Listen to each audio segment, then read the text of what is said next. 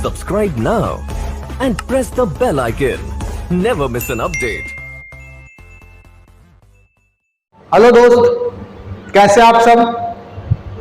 उम्मीद करते हैं ठीक होंगे और biology with Manish Kumar channel के साथ आपकी पढ़ाई भी बेहतरीन ढंग से चल रही होगी। मैं Manish Kumar biology with Manish Kumar channel में फिर से आपका स्वागत करता हूं और आज हम लोग 12th के बोर्ड के पॉइंट ऑफ व्यू से सबसे ज्यादा इंपॉर्टेंट टॉपिक जेनेटिक्स शुरू करने जा रहे हैं। आज हम लोग इस जेनेटिक्स के सबसे पहले चैप्टर का बात करेंगे। इस चैप्टर्स में हम लोगों को टोटल, इस यूनिट में हम लोगों को टोटल 3 चैप्टर्स पढ़ने हैं, जिसमें सबसे पहला आपके सामने है principle of inheritance and variation, वंशागति के विभिन्नता, वंशागति और विभिन्नता के सिद्धांत। दूसरा नंबर चैप्टर हम लोगों को पढ़ना है वंशागति का आणविक आधार यानी कि मॉलिक्यूलर बेसिस ऑफ इनहेरिटेंस, और तीसरे नंबर में हम लोगों को पढ़ना है इवोल्यूशन यानी कि विकास। तो आज हम लोग सबसे पहला chapter principal of inheritance and variation से शुरू करेंगे। ये टोटल यूनिट लगभग 20 नंबर का क्वेश्चन आपको इस यूनिट से देखने के लिए मिलता है। चलिए आज का ये वीडियो, ये लेक्चर हम लोग शुरू करेंगे। उससे पहले अगर आप चैनल पे नए हैं तो चैनल को सब्सक्राइब और वीडियो को लाइक और शेयर जरूर करिए, ताकि आने वाले वीडियो का नोटिफिकेशन आपको मिलता रहे। वीडियो के डिस्क्रिप्शन में आपको नोट्स के लिंक मिलेंगे, इसलिए यहां पढ़ाया जाने वाला कुछ भी चीज आपको लिखने की जरूरत नहीं है। आप केवल बोर्ड पर फोकस करेंगे, आपको केवल समझना है। Notes, hand retain notes video के डिस्क्रिप्शन बॉक्स में आपको मिल जाएंगे। तो चलिए दोस्त, आज हम लोग शुरू करेंगे सबसे पहला चैप्टर। तो यहां हम लोग, ये है लेक्चर 1 यानी कि सबसे पहला लेक्चर।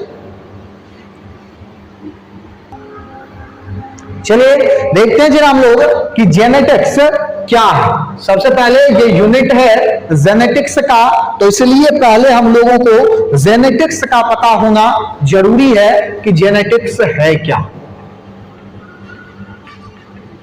जेनेटिक्स को हम लोग हिंदी में आनुवांशिकी नाम देते हैं। जेनेटिक्स को हम लोग हिंदी में आनुवांशिकी नाम देते हैं। आनुवांशिकी,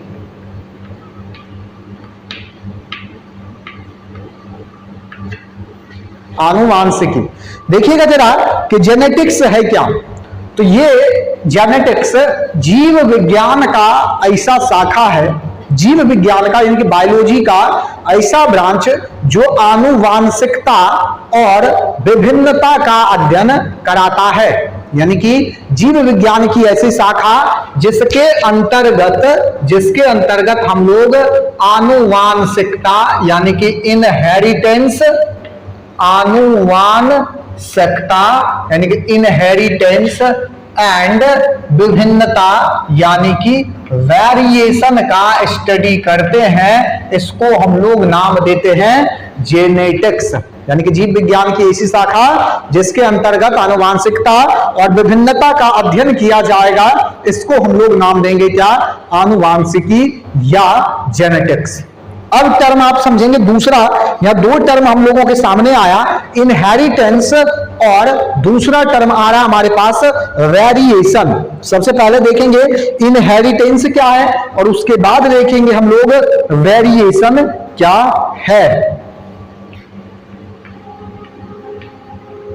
इनहेरिटेंस यानी कि आनुवांशिकता, आनुवांशिकता।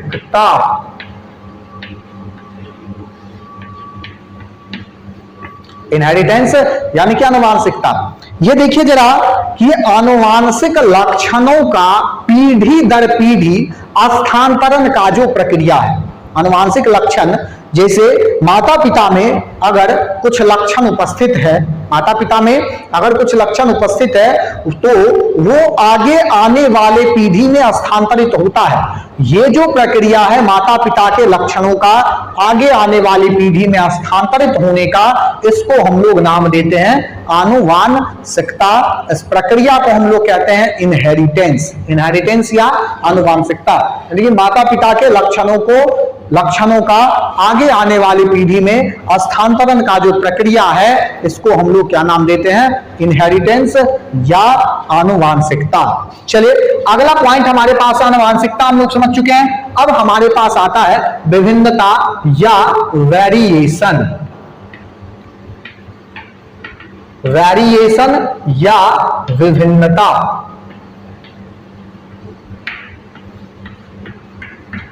चलिए देखेंगे जरा वेरिएशन या विभिन्नता क्या है। तो देखिए, क्या कोई भी जीव जो इस पृथ्वी पर उपस्थित है वो अपने पेरेंट का फोटोकॉपी है? तो जवाब होगा नहीं। इस पृथ्वी पर उपस्थित कोई भी जीव, यानी कि अगर उस जीव में लैंगिक जनन हो रहा है, अगर उस जीव में लैंगिक जनन हो रहा है, तो वो वहां पर वो अपने पेरेंट का फोटोकॉपी नहीं होगा।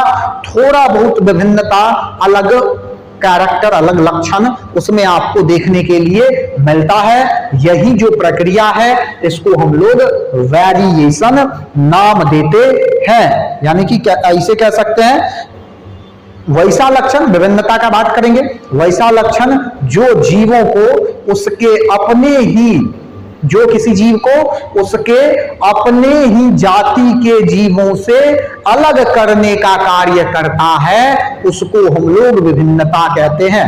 यानी कि वैसा लक्षण जो जीवों को, जो किसी जीव को अपने ही जाति के जीवों से अलग करने का कार्य करता है, इसको हम लोग वेरिएशन या विभिन्नता नाम देते हैं। चलिए दोस्त, विभिन्नता आपको समझ में आ गया होगा। अब आगे हम लोग जरा एक बात और समझेंगे। एक टर्म यूज किया जाता है हेरिडिटी। तो आपको याद रखना है, इनहेरिटेंस और हेरिडिटी इंटरचेंजेबली यूज किया जाता है, एक दूसरे के जगह पर उपयोग कर तो लिया जाता है, लेकिन ये बात 100% सही नहीं है। ये भी आपको ध्यान में रखना है। हेरिडिटी तब है क्या? तो heredity is the transmission of genetic character, यानी कि जो आनुवांशिक लक्षण एक पीढ़ी से दूसरे पीढ़ी में जा रहा है, यही कहलाता है हेरिडिटी। और उसके जाने का जो प्रक्रम है वो कहलाता है इनहेरिटेंस। स्लाइट डिफरेंस है, थोड़ा अंतर है, इसी कारण से लोग इसको इंटरचेंजेबली भी यूज करता है। ये आपको याद रखना है।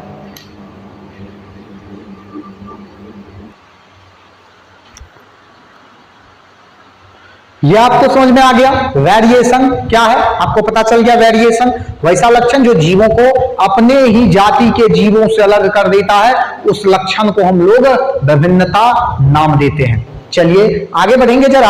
आगे पीछे वाले क्लास में जब आप 10th में पढ़े होंगे तो आपको विभिन्नता दो तरह का बताया गया होगा, एक सोमैटिक वेरिएशन और दूसरा जो है वो आपको बताया गया होगा सेक्स रिलेटेड वेरिएशन। यानी कि इन्वायरमेंटल एक सोमैटिक वेरिएशन मिलेगा आपको और दूसरा आपको मिलेगा सेक्स रिलेटेड वेरिएशन। यानी कि कुछ लक्षण ऐसे होते हैं जो, या जर्मिनल उसको आप कह सकते हैं, जो माता पिता से संतान में स्थानांतरित हुआ कुछ लक्षण और उसके कारण विभिन्नता आ रही है, तो उसको हम लोग जर्मिनल वेरिएशन कहेंगे। और दूसरा जो विभिन्नता है पर्यावरण में रहने के कारण, किसी भी पर्यावरण में अगर कोई जीव उपस्थित है और वहां के कारण अगर उसमें विभिन्नता आ रही है, तो उसको हम लोग सोमैटिक वेरिएशन नाम देते हैं। चलिए दोस्त आगे बढ़ेंगे यहां से। सोमैटिक वेरिएशन और जर्मिनल वेरिएशन ये पीछे वाली क्लास का बात है, तो इसमें हम लोगों को अब उलझना नहीं है। चलिए अब जरा सा हम लोग इसका इतिहास देख लेते हैं। किसका? तो जेनेटिक्स का इतिहास। ऐतिहासिक हम लोग यहां लिख देते हैं ऐतिहासिक मुद्दा, हिस्टोरिकल एस्पेक्ट, ऐतिहासिक मुद्दा या हिस्टोरिकल एस्पेक्ट। देखिए जरा ऐतिहासिक मुद्दा या हिस्टोरिकल एस्पेक्ट है क्या। तो देखिए लोगों को, यानी कि अगर हम लोग ह्यूमन के सिविलाइजेशन का बात करें, मानव काफी समय पहले सिविलाइज्ड हो चुका है, ग्रुप बना करके रहना शुरू कर चुका है। मानव हमेशा से नई चीजों के बारे में जानकारी लेना, जानकारी प्राप्त करना चाहा, इस क्रम में हुआ क्या कि मानव जो है अलग अलग तरह का एक्सपेरिमेंट किया, अलग अलग तरह के एक्सपेरिमेंट के कारण उसको रिजल्ट भी बेहतर मिला। हम लोग सभी जानते हैं कि अगर लगातार किसी चीज पर अलग अलग तरह से कार्य किया जाएगा तो कुछ ना कुछ रिजल्ट तो अल्टीमेट हम लोगों को मिलेगा ही। तो उसी तरह से मानव के अलग अलग क्रियाकलाप के कारण मानव को कुछ रिजल्ट भी मिला। तो उसमें से आप जैसे एग्जाम्पल देखेंगे क्या कहना चाह रहे हैं, तो एग्जाम्पल से समझिए जरा बातों को कि मानव काफी समय पहले से वैरायटी उत्पन्न करना जान रहा था। जैसे गाय को जो देसी गाय थी और जो जंगली सांड था उसके क्रॉस के बाद मानव क्या किया कि साहिवाल को विकसित किया। इसके अलावा अलग अलग तरह के फ्लावर विकसित किए, अलग अलग तरह के फल विकसित किए, फूल विकसित किए। लेकिन ध्यान देंगे मानव इतना सारा चीज को विकसित करने के बाद भी मनुष्य को उस समय में जेनेटिक्स की जानकारी नहीं थी। जेनेटिक्स की जानकारी नहीं थी, इसका मतलब यह है कि उस समय तक ये जो विभिन्नता आ रहा था, उस समय तक मानव ये समझ रहा था कि ये विभिन्नता लैंगिक जनन के कारण आ रहा है। किसके कारण आ रहा है? लैंगिक जनन है जो जीवों में विभिन्नता लाने का कार्य कर रहा है। उनको उस समय में उपस्थित आदमियों को जेनेटिक्स का नॉलेज बिल्कुल भी नहीं था। आपके एनसीईआरटी में इन सारी बातों का चर्चा किया गया है। आप एक बार जब एनसीईआरटी पढ़ेंगे तो आपको मिलेगा ये सारा बात कि मानव 6000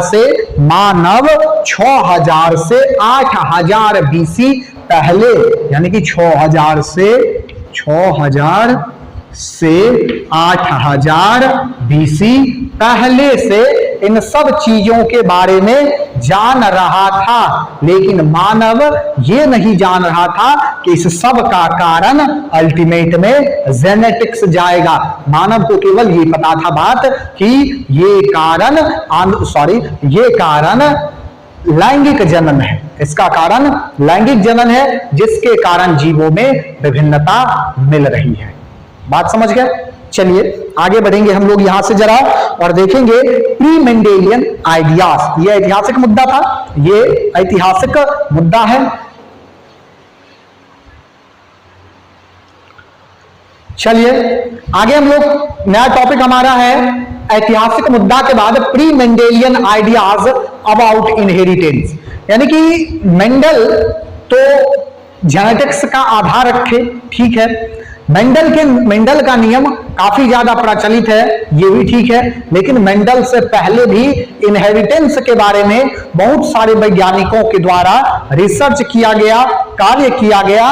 वो सारा थियरी जो मेंडल के पहले दिया गया उसको हम लोग नाम देते हैं प्री मेंडेलियन आइडियाज। मेंडल पूर्व अवधारणा, मेंडल के पहले क्या सब कहा और क्या सारा बात है जो मेंडल से पहले किया गया और मेंडल के पहले कहा गया।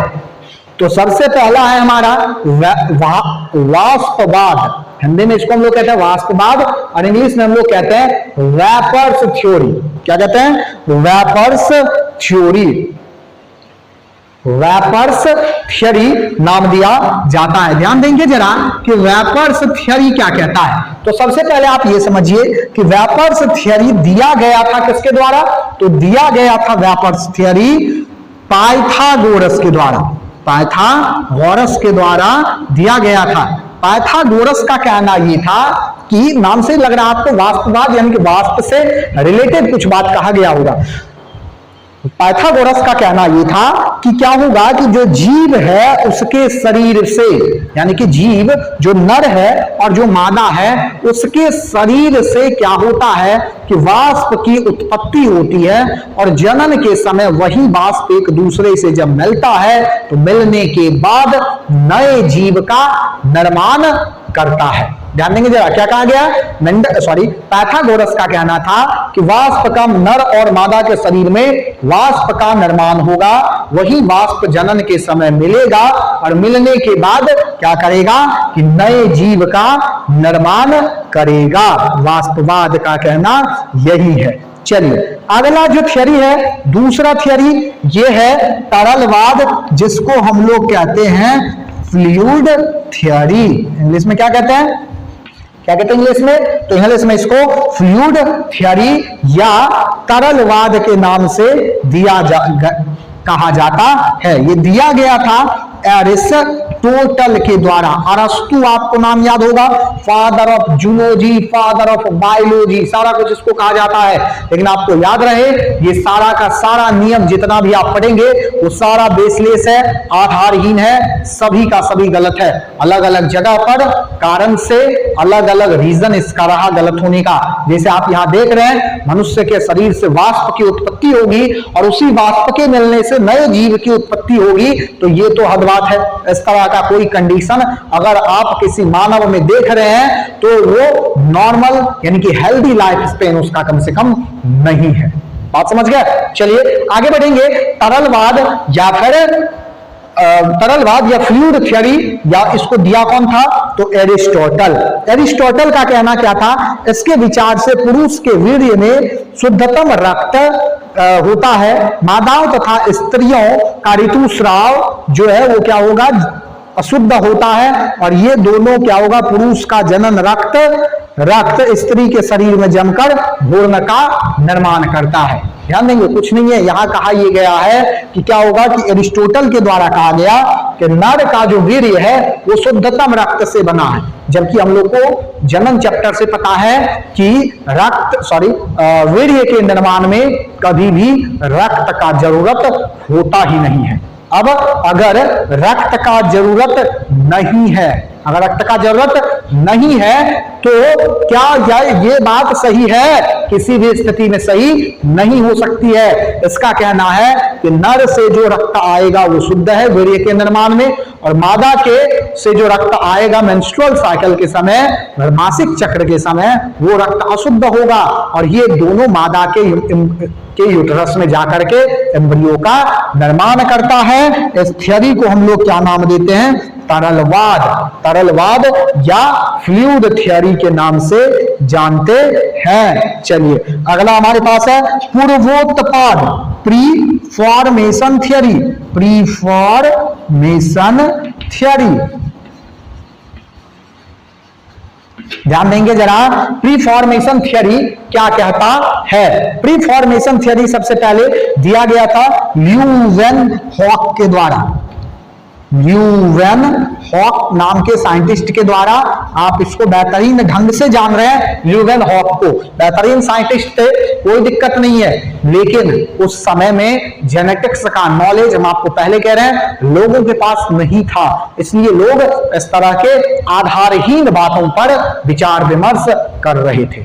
आपको भूलना नहीं है, ये बाय डिफॉल्ट मतलब बेहतरीन वैज्ञानिक में खुमार है। ल्यूवेनहॉक का, एरिस्टोटल का, पाइथागोरस का, या आगे और भी साइंटिस्ट आएंगे, कार्ल र्यूटर का, या जो भी साइंटिस्ट है सबका बेहतरीन साइंटिस्ट में खुमार है। लेकिन जेनेटिक्स का नॉलेज इनमें से किसी को नहीं कहा गया। डार्विन भी आएंगे तो ये सारा आधारहीन बात, जो भी कहा गया ये सारा बात आधारहीन है। तो ध्यान देंगे जरा, पूर्वोत्पादनवाद या प्रीफॉर्मेशन थ्योरी क्या कहता है? प्रीफॉर्मेशन थ्योरी का कहना है कि मानव के शुक्राणु में पहले से ही जो जीव है उसका निर्माण हो चुका होता है। क्या कहा? मानव के शुक्राणु में पहले से ही जीव का निर्माण हो चुका होता है। जब वो मादा के अंडाणु के साथ निषेचित होता है तो वहां से उसको पोषण मिलता है और वो अपने वृद्धि को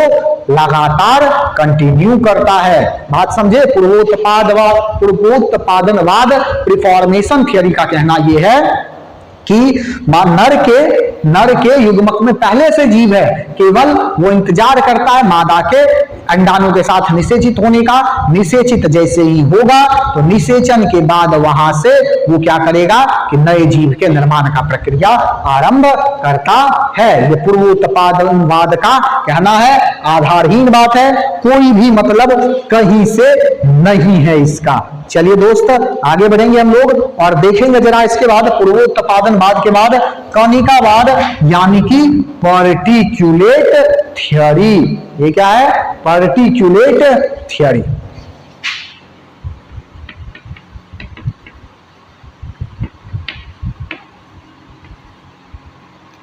पार्टिकुलेट थ्योरी या कनिकावाद। ध्यान देंगे जरा, कनिकावाद दिया गया था मॉर्ट्यूपियस के द्वारा। इस तरह से मॉर्ट्यूपियस के द्वारा यह थ्योरी दिया गया है। मॉर्ट्यूपियस का कहना क्या था ये समझेंगे। मोपेटियस भी कुछ लोग कुछ बुक इसको लिखते हैं, कोई दिक्कत नहीं है। मोपेटियस भी आप याद रख सकते हैं, या मोपर्सियस भी याद रख सकते हैं, दोनों में से दोनों सही है। अब ध्यान देंगे जरा, कनिकावाद का कहना यह था कि प्रत्येक जनक के शरीर के सभी भागों से छोटे छोटे कण जनन अंगों में इकट्ठे होकर युग्मक बनाते हैं। युग्मक के संयोग से दोनों जनकों के शरीर के ये कण मिलकर शिशु का निर्माण करते हैं। तो कुछ हद तक ये बात सही है। क्या कहा कि नर और मादा, हम लोग पहले से जान रहे हैं कि दो जीव भाग लेगा, एक नर और दूसरा मादा, एक नर और एक मादा। अब नर के शरीर में, पूरे शरीर में थोड़ी ना युग्मक बन रहा है, कुछ हद तक सही है। हम आपको कहे, ये नहीं कहे सही है, यहां पर क्या है, पूरे शरीर में तो नर के शरीर में युग्मक का निर्माण नहीं हो रहा है। युग्मक का निर्माण कहां चल रहा है नर के शरीर में? टेस्टिस में। मादा के शरीर में अंडाणु में चल रहा, अंडाशय में चल रहा अंडाणु का निर्माण। तो यहां पर कुछ हिस्से में जो कहा गया, तो इनका कहना कुछ हिस्से में निर्माण होता है, लेकिन इनका कहना था कि अलग अलग हिस्से में युग्मक का निर्माण होगा, और वो दोनों जब मिलेगा तो मिलने के बाद क्या होगा कि नए जीव का उत्पत्ति करेगा। इसलिए इनका ये कंसेप्ट गलत हो गया। बात समझ गए? इसलिए इनका क्या हुआ, ये भी कंसेप्ट गलत हो गया कि ये बात सही नहीं है, ये बात सही नहीं है, ये आपको याद रखनी है। बात समझ गए? चलिए बढ़ते हैं इसके बाद आगे। कनिकावाद के बाद यानी कि पार्टिकुलेट थ्योरी जो इसके बाद आता है पैंजेनवाद, पैनजेनेसिस, थ्योरी ऑफ पैनजेनेसिस, थ्योरी ऑफ पैनजेनेसिस। क्या कहा जाता है ये समझेंगे जरा। थ्योरी ऑफ पैनजेनेसिस का कहना क्या है? तो थ्योरी ऑफ पैनजेनेसिस ये सबसे पहले आपको याद रखना है, ये दिया गया था डार्विन के द्वारा। बेहतरीन साइंटिस्ट है, इवोल्यूशन को मतलब एक मतलब इस मोड़ से, मतलब जहां पर इवोल्यूशन को कोई जान नहीं रहा था, वहां से लेकर के एक बेहतरीन प्लेटफॉर्म देने का काम इसी साइंटिस्ट के द्वारा किया गया। हम ये कह रहे हैं कि बेहतरीन साइंटिस्ट है, लेकिन जेनेटिक्स का नॉलेज इनको नहीं था। ध्यान देंगे जरा, क्या कहना है पैंजीनवाद का? इसका कहना है कि किसी भी जीव के शरीर में, किसी भी जीव के शरीर में पहले से ही पैंजिन यानी कि छोटे छोटे कनिका का निर्माण होते रहता है, और वही कनिका जब जनन के समय एक साथ एकत्रित होगा, तो एकत्रित होने के बाद वो नए जीव का निर्माण करता है। डार्विन के द्वारा क्या कहा गया कि प्रत्येक कोशिका में जीव के, यानी कि देखिए डार्विन क्या कहे कि शरीर के प्रत्येक कोशिका में छोटे छोटे कनिका का निर्माण होता है, और वही कनिका जनन के समय मिलता है, और मिलने के बाद नए जीव का निर्माण करता है। तो ये पैंजीनवाद है जो डार्विन के द्वारा दिया गया। चलिए दोस्तों आगे बढ़ेंगे। थ्योरी ऑफ कंटिन्यूटी ऑफ जर्मोप्लाज्म विज़मैन के द्वारा दिया गया था। ऑगस्ट विज़मैन याद होगा आपको, बच्चा क्लास में यानी कि जब आप 10th में थे उस समय में आपको ऑगस्ट विज़मैन के बारे में बताया गया होगा कि लेमार्किज्म, लेमार्कवाद को गलत काटने वाला साइंटिस्ट यही थे। चूहा का 22 जनरेशन तक पूंछ काटा था, पूंछ 22 जनरेशन तक काट करके ये साबित किए थे कि क्या होगा कि जो आनुवांशिक लक्षण है वही केवल स्थानांतरित होगा। सोमैटिक विभिन्नता, जो पर्यावरण के कारण जो लक्षण कोई जीव अर्जित किया है वो अगली पीढ़ी में स्थानांतरित नहीं होगा। इस बात को साबित करने के लिए, लेमार्क को गलत करने के लिए ये जो ऑगस्ट विज़मैन थे, इस थ्योरी के जो जन्मदाता हैं ऑगस्ट विज़मैन, वो 22 जनरेशन तक यानी कि 22 पीढ़ी तक चूहा का पूंछ काट करके जब आगे रिजल्ट दिया तो देखा कि एक भी जनरेशन में पूंछ कटा हुआ चूहा उसको नहीं मिला था। आज समझ गए? तो ऑगस्ट विज़मैन जाना पहचाना नाम है हम लोगों के पास, विज़मैन। ध्यान देंगे, बेहतरीन साइंटिस्ट थे। वही बात फिर से, कोई दिक्कत नहीं, कोई उंगली नहीं उठा सकता। इन सब साइंटिस्ट के अलग अलग अपना अपना एक क्षमता था, और एक बायो के सेक्टर में पाइथागोरस का बहुत ज्यादा योगदान अगर नहीं छोड़ दिया जाए तो सारे साइंटिस्ट के जीव विज्ञान के क्षेत्र में एक बेहतरीन नाम है, और बेहतरीन कार्य भी इनके द्वारा किया गया है। उनको भुलाया नहीं जा सकता है, लेकिन एक बात बेशक कहा जा सकता है, इन सभी को जेनेटिक्स का नॉलेज नहीं था, इसलिए ये सारा बात आधारहीन हो चुका है। क्या कहा गया? Theory of continuity of germ plasm क्या कहता है? इसके अनुसार क्या होगा कि जो जर्म प्लाज्म होगा, जो जर्म प्लाज्म है, जर्म प्लाज्म कहने का मतलब क्या कि जो लक्षणों के स्थानांतरण का कार्य करता है, वैसा कोशिका जो लक्षणों के स्थानांतरण का कार्य करता है वो कभी खत्म नहीं होता है, और एक जनरेशन से दूसरे जनरेशन में जब स्थानांतरित होगा तो वही नए जीव के निर्माण का कार्य करता है, और वहीं से वो क्या होगा कि लक्षणों को स्थानांतरित करने का कार्य करेगा। लेकिन इनके बात का कुछ आधार नहीं रहा, इसलिए इनका भी बात बहुत हद तक सही नहीं हुआ। तो ये सारा कहानी है pre Mendelian ideas, pre Mendelian ideas. चलिए ध्यान देंगे जरा, अब हम लोग मेंडल के कंसेप्ट पे आएंगे, लेकिन मेंडल के कंसेप्ट पे आने से पहले आपको मेंडल के बारे में कुछ चीजों की जानकारी दे दी जाएगी। चलिए आगे हमारा टॉपिक है ग्रेगर जॉन मेंडल।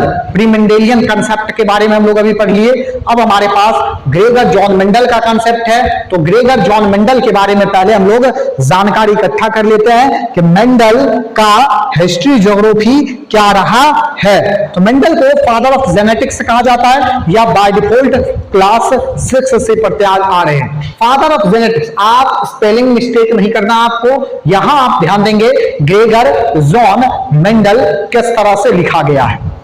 ग्रेगर इसका नाम नहीं था, इनका नाम केवल जॉन मेंडल था, जोहान मेंडल कहा जाता है। यहां ध्यान देंगे, अगर JOHANN लिखा गया, ग्रेगर जोहान मेंडल, नाम केवल जॉन मेंडल था। ग्रेगर इसके नाम के आगे लगाने वाला कारण था कि ये पादरी रहे थे, और पादरी रहने वाले लोगों को ये उपाधि दी जाती है ग्रेगर के नाम का, इसलिए इनके नाम के आगे ग्रेगर टर्म का यूज किया जाता है। आपको याद रखना है, ऐसा नहीं सोचना है कि ये इनका नाम है, बिल्कुल भी नहीं है। तो चलिए आगे बढ़ते हैं। Gregor Johan Mendel, father of genetics. हम लोगों को पता है कि आपको बताया जाता है कि मेंडल का एक्सपेरिमेंट केवल और केवल पी प्लांट पर था, लेकिन यह गलत है। मेंडल अलग अलग ऑर्गेनिज्म पे अपना एक्सपेरिमेंट किए, जिसके बाद वो अपना रिजल्ट जो है वो पब्लिश किए गार्डन पी पे। ठीक है, क्या कहा गया कि गार्डन पी पर रिजल्ट पब्लिश हुआ, ना कि एक्सपेरिमेंट केवल गार्डन पी पर हुआ था, एक्सपेरिमेंट अलग अलग जगहों पर हो चुका है। चलिए कहां कहां, तो जैसे हनी बी पे, माइस पे, स्वीट पी पे, आपको लिख दे जरा, कहां तो हनी बी पे यानी कि मधुमक्खी पे, मधुमक्खी पे, इसके अलावा हनी बी के बाद माइस पे, चूहा पे, और इसके अलावा अदर दूसरे प्लांट पर भी इनका एक्सपेरिमेंट, दूसरे पौधे पर भी इनका एक्सपेरिमेंट किया गया था। लेकिन आपको जो लिखाया जाता है, दिखाया जाता है, वो केवल पी इसीलिए क्योंकि रिजल्ट इनका प्रकाशित हुआ है गार्डन पी पे। ठीक है, चलिए आगे बढ़ेंगे जनाब। यहां पर इनका जन्म जो है ये ऑस्ट्रिया के ब्रुन नामक शहर में हुआ था। ऑस्ट्रिया एक देश है, वहां एक शहर है ब्रुन, वहीं पर इनका जन्म हुआ था। इनका फैमिली बैकग्राउंड बहुत ज्यादा बेहतरीन नहीं था, किसान फैमिली से बिलोंग करते थे, जिनके कारण ध्यान देंगे जरा, यही इनके लिए एक प्लस पॉइंट रहा जेनेटिक्स के फील्ड में इतना आगे बढ़ने का, क्या कि ये फादर जो इनके थे वो फार्मर थे, जिनके कारण नेचर में यानी कि प्रकृति में इनका इंटरेस्ट लगातार बना रहा, और प्रकृति में इंटरेस्ट बना रहने के कारण ही आज इतने बड़े मुकाम पर ये पहुंच पाए। चलिए आगे बढ़ेंगे जरा। जो इनकी शुरुआती शिक्षा दीक्षा हुई वो ग्रामीण क्षेत्र में हुई, ये आपको याद रखना है, ग्रामीण क्षेत्र में हुई। बहुत ज्यादा पैसा नहीं था, बहुत ज्यादा फैसिलिटी इनके पास नहीं थी, लेकिन फिर भी एक बेहतरीन मुकाम हासिल किए। आपको बार बार इसलिए अलग अलग जगहों पर कहा जाता है कि एक बेहतरीन मुकाम को हासिल करने के लिए किसी भी संसाधन की जरूरत नहीं होती है। अगर आप आगे बढ़ना चाहते हैं तो संसाधन ऑटोमेटिक तैयार होते चला जाता है। चलिए आगे बढ़ेंगे और यहां देखेंगे इनके बाद, इस एक्सपेरिमेंट के बाद ग्रेगर जॉन मेंडल ये सारा यहां एक्सपेरिमेंट किए। अब यहां पर इनका एक्सपेरिमेंट मटेरियल जो था वो रहा स्वीट पी, या इसको हम लोग गार्डन पी नाम देते हैं। स्वीट पी या गार्डन पी, जिसका साइंटिफिक नेम अगर हम लोग बात करें तो होता है पायसम सटाइवम। पायसम सेटाइवम। चलिए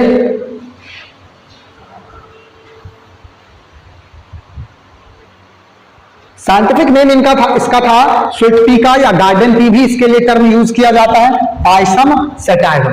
पायसम सेटाइवम के बाद अगला आप समझेंगे जरा, यहां पर जो क्रोमोजोम नंबर यानी कि गुणसूत्रों की संख्या जो थी ये थी 14, और आप जानते हैं कि इसको हम लोग डैप्लॉइड यानी कि द्विगुणित अवस्था में इस तरह के कंडीशन को कहा जाता है। तो ये मेंडल का जो एक्सपेरिमेंट मटेरियल था उसका थोड़ा आउटलाइन डायग्राम है। स्वीट पी ये आपसे ऑब्जेक्टिव पूछा जा सकता है, या गार्डन पी या घरेलू मटर भी इसको नाम इसके लिए टर्म यूज किया जाता है। इसके अलावा या गुणसूत्रों की संख्या 14 और ये डैप्लॉइड स्टेज में पाया जाता है, ये आपको ध्यान रखना है। चलिए आगे हम लोग देखेंगे व्हाई पी प्लांट, यानी कि मेंडल जो है अपने एक्सपेरिमेंट के लिए मेन जो फोकस था उनका पी प्लांट पे ही क्यों रहा। तो क्यों रहा, तो ध्यान देंगे जरा, इस तरह से आप इसको टॉपिक बना देंगे,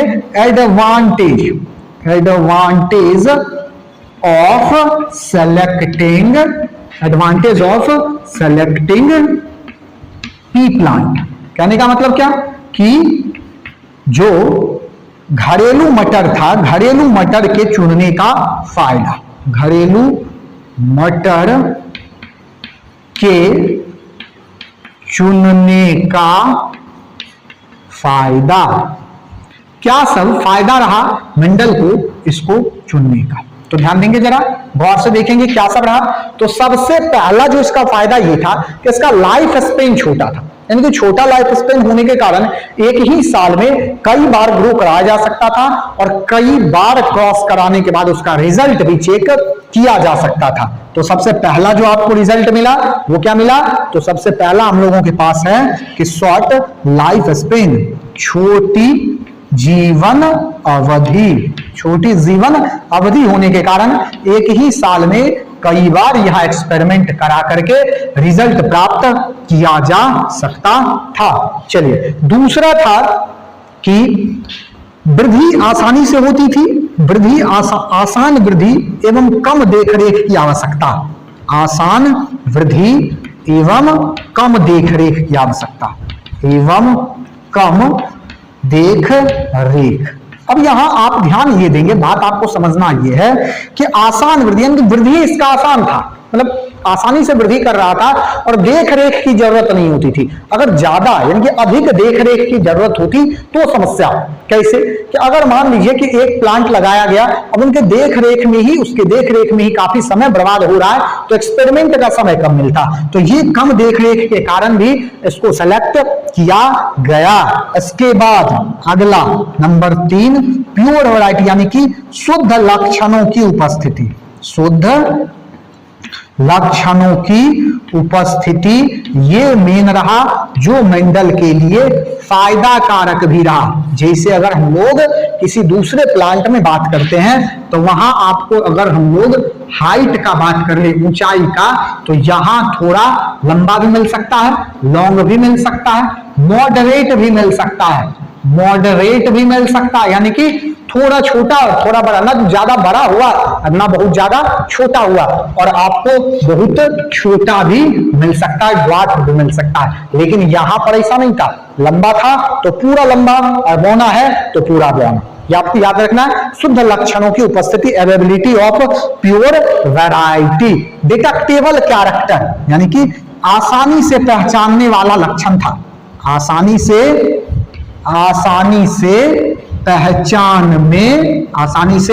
पहचान में आने वाले लक्षणों की उपस्थिति, आने वाले लक्षण, आसानी से पहचान में आने वाले लक्षण यहां उपस्थित थे, इसलिए मेंडल जो है ये क्या हुआ, इसको सेलेक्ट किए। इसके बाद अगला कंट्रोल्ड ब्रीडिंग यानी कि नियंत्रित संकरण, नियंत्रित संकरण नियंत्रित संकरण या नियंत्रित था, यानी कि सेल्फ पॉलिनेशन चाहे तो सेल्फ पॉलिनेशन कराया जा सकता है, और अगर क्रॉस पॉलिनेशन चाहे तो क्रॉस पॉलिनेशन कराया जा सकता था। तो यही इसका फायदा था। इसके अलावा यह भी था कि F1 हाइब्रिड जो था वो फर्टाइल था। जनरली यहां ध्यान देंगे जरा कि यहां पर हम लोग लिख देते हैं प्रथम संतति पीढ़ी, प्रथम संतति पीढ़ी का संभव संकरण ध्यान देंगे जरा। होता क्या है कि जनरली अगर हम लोग बात करें, नेचर क्या करती है कि अगर दो अलग अलग स्पीसीज को, दो अलग अलग कैरेक्टर को हम लोग मिला दे तो जो नेक्स्ट जनरेशन आने वाला है वो जनरेशन इनफर्टाइल हो जाता है। वो जनरेशन क्या होता है? इनफर्टाइल। जैसे आप लिविंग वर्ल्ड चैप्टर पढ़े हैं 11th में, वहां आपको बताया गया होगा दोस्त कि अगर हम लोग एनिमल यानी कि हॉर्स को और एस को क्रॉस करा देते हैं तो अगला जनरेशन हमारे पास म्यूल आता है, लेकिन वो म्यूल क्या है? इनफर्टाइल है। लेकिन यहां पर इस तरह का अगर दो अलग अलग वैरायटी को भी क्रॉस करा दिया जाता तो रिजल्ट क्या होता? F1 जनरेशन में भी हाइब्रिड था, इसलिए भी इसको सेलेक्ट किया गया। तो ये सारा घरेलू मटर को चुनने का फायदा रहा मेंडल के पास। चलिए आगे आने वाले लेक्चर में हम लोग शुरू करेंगे मेंडल्स के एक्सपेरिमेंट को। आज के लिए इतना पे ही हम लोग अपने लेक्चर को खत्म करेंगे। आगे आने वाले क्लास में दूसरे लेक्चर में हम लोग मेंडल्स के एक्सपेरिमेंट की टेक्निक को जब ध्यान से गौर से पढ़ेंगे। अब तब तक के लिए इतना ही। आप अगर चैनल पर नए हैं तो चैनल को लाइक, शेयर और सब्सक्राइब करना बिल्कुल नहीं भूलिए, ताकि आगे आने वाले वीडियो का नोटिफिकेशन भी आपको मिले और इसके साथ ही हम लोगों को भी अत्यधिक ऊर्जा की प्राप्ति हो, ताकि और ज्यादा ऊर्जा के साथ आपके लिए कार्य किया जा सके। आपको ये फिर से एक बार बता रहे हैं दोस्त कि इस चैनल पे 10th के और 12th के हिंदी और इंग्लिश दोनों माध्यम के बच्चों के लिए वीडियो अपलोड किया जा रहा है। चैनल वीडियो के डिस्क्रिप्शन बॉक्स में आपको नोट्स के लिंक मिलते हैं, आप वहां से हैंड रिटेन नोट डाउनलोड कर सकते हैं। आपको किसी भी चीज को लिखने की जरूरत नहीं है। अतः आपके संबंधी मित्र, भाई, बंधु, बहन जो कोई भी इस तरह के बोर्ड के लिए या फिर अपने अलग अलग कॉम्पिटिटिव एग्जाम के लिए तैयारी कर रहे हैं, उनके पास ये लिंक भेजिए ताकि उनको भी बेहतरीन शिक्षा का अनुभव हो सके। चलिए दोस्त, आज हम लोग यही खत्म करेंगे बातों को। आगे आने वाले लेक्चर में और भी बेहतरीन बात आपके साथ किया जाएगा। तब तक के लिए जय हिंद, जय भारत।